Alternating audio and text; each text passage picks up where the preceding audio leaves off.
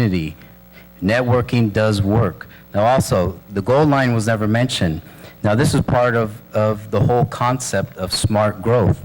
The goal line is part of that concept, providing means of transportation. How many people in Azusa are unemployed because they don't have a car to drive to work? The goal line will provide another means of transportation. Perhaps that was what was holding them back for a while. Now again, here's another opportunity. You got the bus, you have the gold line, now what other means of transportation? So it's things like this where people now have more opportunity to get out there and to get a job and to go to work every day. Thank you. Thank you.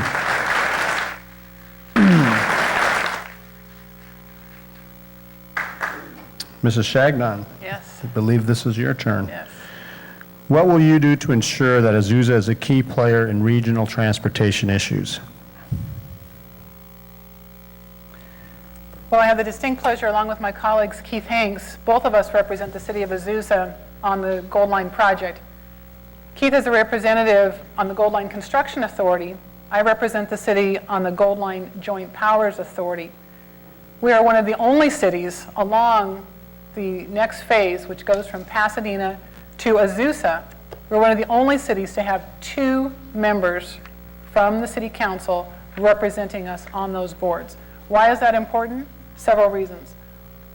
Primarily because we have 2 voices in how this train makes its path from Pasadena to Azusa. We have 2 voices, and I must say Keith is here tonight. I don't mean to embarrass you, but the fact that we have someone with Keith's skills and his engineering expertise is fabulous. As Eddie just said, public transportation is key. We have our Gold Line stations designed. We're building our mixed-use environment so that we have a walkable community where people that don't have vehicles are on the train and they can go into work. It's key, it's vital. Keith is actually even going back to Washington, D.C. in a couple of weeks to be lobbying for funding. We also do that at the JPA level. We constantly are fighting to make sure we get the federal funding to make sure that this train comes through our community.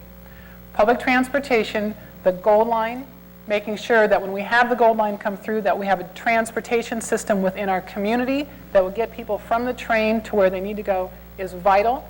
It's key, and we have 2 representatives on this city council representing the city of Azusa in this major stake. Thank you. Thank you.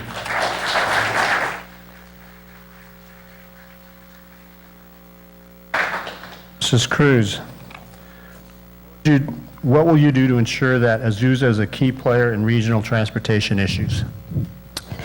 Well, I'd like to rethink the 2 Gold Line stations. I think 1 station is sufficient on Citrus. I don't understand why we need 2 stations just a couple blocks away from each other. Particularly when we're hearing the ramifications of that the developer wants to close Dalton Street, and I have it here on their proposal that what getting proposed is closing Dalton across the Gold Line right-of-way. And so let's not hear that that's a state mandate coming from above. It's from the developer.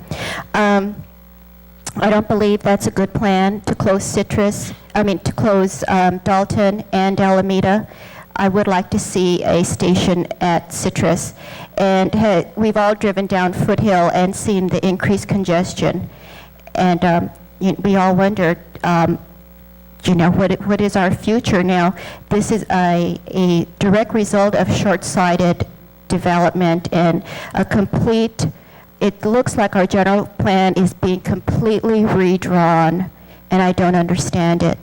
There is such high traffic. It seems to me that the city is creating a need to open more right-of-ways, and we had a good general plan for our city, and it's being completely redrawn.